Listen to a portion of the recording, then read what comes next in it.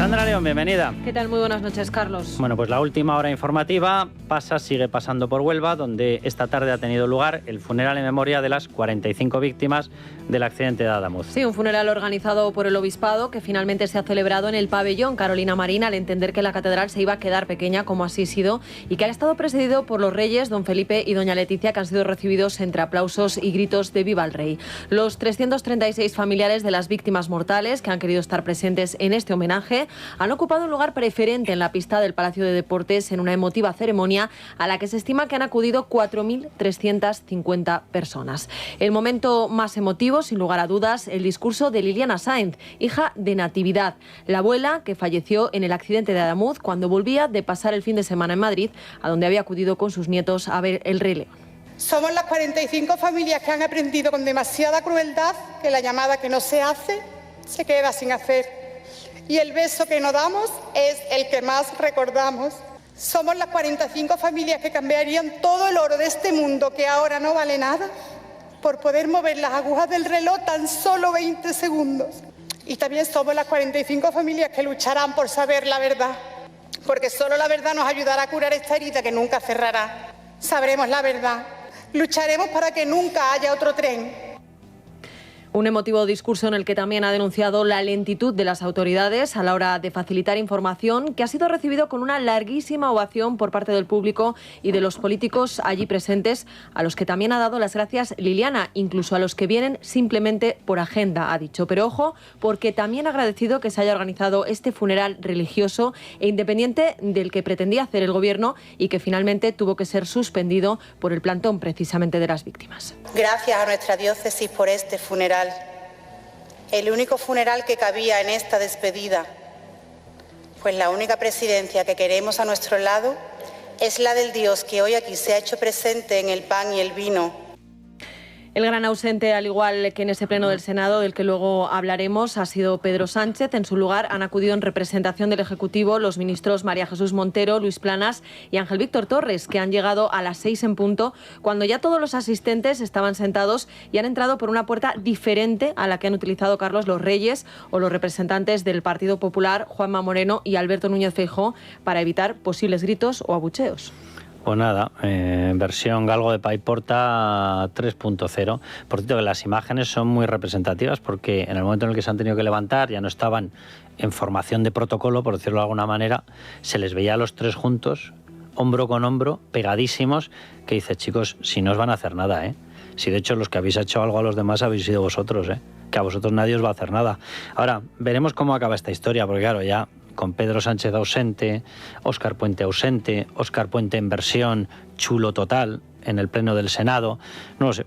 Veremos cómo acaba, porque desde luego no tiene ninguna pinta. No sé qué van a hacer con el famoso homenaje de Estado que dicen. Veremos cómo preseleccionan a las víctimas. Claro, cuando ves actos de cobardía así, significa que cualquier cosa que hagan ya va a estar totalmente programada para que ellos salgan airosos. Veremos si no tenemos por ahí algún capítulo de determinado grupo teledirigido que se lance contra Juanma Moreno, contra tal. Lo intentaron con lo del 112, les ha salido de espanto, porque claro, los propios testimonios del Guardia Civil que estaba allí presente, de la gente, todo, las grabaciones de los maquinistas, les contradecían todo. Pero algo intentarán, porque cuando entran en posición cobardía plena, siempre acaban haciendo una de las suyas, siempre. No ha estado Pedro Sánchez, tampoco ha estado presente en este acto ni en ningún otro de cuantos se están realizando en homenaje a las víctimas Óscar Puente, y así se lo reprochaba esta mañana en el Senado el Partido Popular. La respuesta del ministro, escuchen. Cuando se produzca el homenaje de Estado a las víctimas, estaré allí y les miraré a la cara, porque yo sí puedo hacerlo. Y ustedes no son nadie para erigirse en sus representantes, ni decirme a mí si puedo o no puedo asistir a un funeral. Ustedes no representan a las víctimas, ni muchísimo menos. Y yo cumpliré con mi obligación cuando llegue el momento de estar con ellos, con la cabeza bien alta, porque he cumplido con mis obligaciones. He estado en el puente de mando desde el primer momento y he hecho mi trabajo, el trabajo que me corresponde. Por lo visto su trabajo no era el mantenimiento de las vías. Por lo visto su trabajo no era enterarse de cómo estaban las traviesas, ni los raíles, ni enterarse de cómo estaban las soldaduras, ni enterarse de a qué empresas le estaban dando obras clave. O creo que ese sí, ¿verdad? De eso sí que debía estar enterado, ¿verdad? Esta chulería, ustedes no representan a nadie. Esta gente, ¿exactamente en qué momento pensó que nos íbamos a tragar que eran demócratas? ¿Cómo que no representan a nadie? representan la soberanía nacional. ¿Cómo que no representan a nadie? Todas las personas que estaban ahí representan a todos los votantes españoles. Esto debería saberlo Óscar Puente. Y de hecho la persona que no ha representado a ninguna víctima nunca jamás han sido ellos, que no han hecho más que ciscarse en las víctimas del terrorismo, ciscarse en las víctimas de la Dana, ciscarse en las víctimas del volcán. O sea, ¿qué es lo que están haciendo ellos en defensa de las víctimas? Digo, ustedes no representan a nadie. Pero esta gente que se cree. O sea, que se han concedido ya el gorrito de dictador oficialmente. Si el Senado o el Congreso no representan a nadie, significa que en España no hay democracia. Es decir, que este señor ha masticado, pero vamos, a boca abierta, la doctrina de su querido jefe, Pedro Sánchez. Te iba a decir, digo, yo puedo gobernar de sin Real Parlamento. Decreto, efectivamente, pues entonces, ¿para qué me sirve el Parlamento? ¿Quiénes son ustedes? No representan a nadie. Pero decías tú, bueno, a lo mejor es que no era su labor el mantenimiento de las vías. Pues atención, porque hoy el sector... Era retórico, ¿eh? No, lo sé, pero lo digo porque hoy el sector ferroviario ha seguido sumando problemas. En Rodalies, que es el servicio de cercanías de Cataluña, esta tarde se ha suspendido la circulación de trenes entre Cervera y Tárrega, en Lérida, por riesgo de desprendimiento sobre la vía. Uno más. El corte afecta a la RL4 de Rodalies, así como a los trenes de media distancia del tramo Lérida-Barcelona. Y la noticia la hemos conocido al mismo tiempo que Puente comparecía en el Senado, ya no por el accidente de Adamuz, sino por la situación precisamente de Rodalies, y presumía de que quienes le critican es porque todo lo hace bien. ¿Sabe por qué me piden ustedes tanto la dimisión? Por lo contrario de lo que ustedes sostienen, es porque yo realmente les molesto. Y les molesto no porque no haga bien mi trabajo, sino justo por lo contrario, porque lo hago muy bien. Eso es lo que a ustedes les molesta. Mire, ¿para qué nos vamos a engañar? Usted es molesto, enormemente molesto. Este gobierno es enormemente molesto. O sea, ¿para qué nos vamos a engañar? Usted se dedica a mentir, yo no. Entonces yo se lo digo abiertamente, claro que son ustedes molestos. ¿Saben por qué son molestos? Porque España encabeza el ranking de accidentes mortales en materia de ferrocarril en la Unión Europea. ¿Y saben por qué resultan molestos? Pues resultan molestos porque tenemos una inversión que es 1/3 de la que tienen Francia o Italia en mantenimiento de los trenes.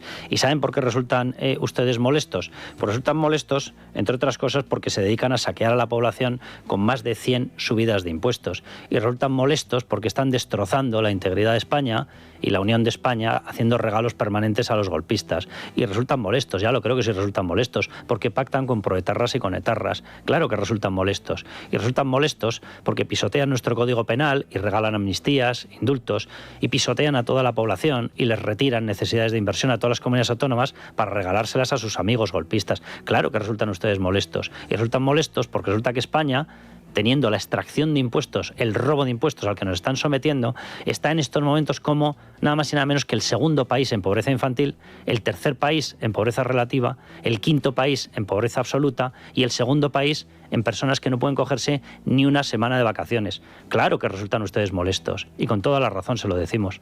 Pero no precisamente porque lo hagan bien, porque además es que esta nueva suspensión herida no es un hecho aislado. En el puerto de Barcelona, la situación tras el cierre del túnel de Rubí, que se lo contamos el otro día, por otro desprendimiento, es en estos momentos crítica. Los cortes ferroviarios afectan al 85% de los trenes de mercancías y para que se hagan a la idea de lo que esto supone, se han dejado de mover entre 12.000 y 15.000 toneladas de mercancías. Y ojo, porque estamos hablando de un punto de paso único y clave para los tráficos en ancho estándar que parten del puerto de Barcelona hacia Europa y viceversa. O sea que todo esto, lógicamente, puede tener además consecuencias en nuestra economía y en la imagen que ofrecemos como país al exterior. Y esto en Cataluña, pero es que si miramos al conjunto de España, ojo al tema de las limitaciones de velocidad por problemas varios, porque la lista sigue aumentando. Esta mañana el diario El Mundo hacía una recopilación y decía que la alta velocidad acumula más de 80 limitaciones de velocidad desde la tragedia de Adamuz y la red convencional supera las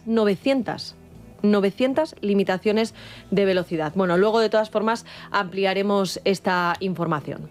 En el capítulo de corrupción, esta mañana Víctor de Aldama ha acudido a la Audiencia Nacional para declarar en el marco de la trama de los hidrocarburos en la que se encuentra imputado y allí ha declarado ante el juez que el famoso sobre que supuestamente le habría entregado la dictadora venezolana Delcy Rodríguez contiene pruebas sobre la financiación irregular del Partido Socialista a través de la petrolera estatal venezolana, a través de PDVSA y de la Internacional Socialista Socialista que preside Pedro Sánchez. Estamos hablando, Carlos, de ese sobre, cuya fotografía ya publicamos en Libertad Digital, que contenía los cupos de petróleo por valor de 250 millones de dólares que habrían servido, como decimos, para financiar esa candidatura del presidente del Gobierno. Antes de que sigamos con la explicación de lo que ha dicho Aldama, para que ustedes se centren, los denominamos 250 millones de cupos de extracción de petróleo porque es así. No es exclusivamente petróleo, es un derecho de extracción de petróleo. ¿Y qué es lo que se suele hacer con esos cupos, esos derechos de extracción de petróleo? Se venden en un mercado negro.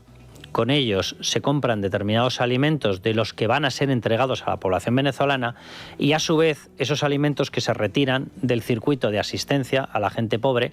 En Venezuela, para que se hagan ustedes una idea, habían llegado a ratios de pobreza el 87% de la población y se revenden de nuevo en un mercado negro en Venezuela a precios totalmente disparados, independientemente de que la población estuviera o siga estando todavía en parte muriendo de hambre. En ese extraño mercado, por decirlo de alguna manera, es donde había entrado el Partido Socialista, en esta barbaridad. No solamente es un supuesto mercado, un negocio que consiste en llevarte petróleo robado a los venezolanos. No, es que después, por medio de entrar en el mercado negro de los propios alimentos, te dedicas a torturar a los pobres venezolanos, revendiéndoles alimentos que tendrían que tener a precios disparados. Ese es el mercado en el que habíamos entrado. Ese es el mercado con el que se estaba pagando la, como dice Aldama, financiación ilegal del Partido Socialista Obrero Español. Claro, ¿qué es lo que sucede? Que Aldama ha dicho que no va a dar más detalles porque en estos momentos está llegando a un acuerdo con la Fiscalía. Entonces, claro, a esto se ha aferrado el Partido Socialista para enviar esta tarde un comunicado y negar rotundamente la financiación ilegal. Dice que lo que está haciendo Aldama es intentar desviar la atención sobre sus propias responsabilidades penales y sembrar sospechas sin pruebas. En el PSOE, reza ese escrito que nos han enviado, como decimos, no ha existido jamás ni existe financiación irregular. Es una afirmación rotunda, sostenida por los hechos y por los controles internos y externos, aseguran los socialistas, que insisten en que todos son relatos inventados. Por lo pronto ya hay, y hay que recordarlo, una pieza abierta por esa financiación ilegal. Hay que recordar en el elenco de negaciones o de supuestos desmentidos del Partido Socialista que negaron el caso Begoña Gómez, negaron el caso David Sánchez, negaron el caso Koldo García Izaguirre, negaron las trazas de corrupción en la figura de José Luis Ábalos, negaron el tema de Santos Cerdán, negaron que hubiera obras públicas presuntamente amañadas. Si quieren, seguimos. O sea, los suyos son los desmentidos bulo. Los suyos son los desmentidos bulo. Bueno, pues aquí tienen otro nuevo desmentido bulo. Si dice Víctor Aldama que está llegando a un acuerdo con la Fiscalía Anticorrupción, no hace falta ser Einstein, señores del Partido Socialista, para pensar que lo que ha dicho es lo que le ha permitido decir la Fiscalía Anticorrupción. ¿Por qué la Fiscalía Anticorrupción no le ha permitido decir más? Porque el resto de las pruebas entregadas estará en estos momentos siendo investigada. ¿Y eso qué significa? Que las pruebas las tiene ya la Fiscalía Anticorrupción.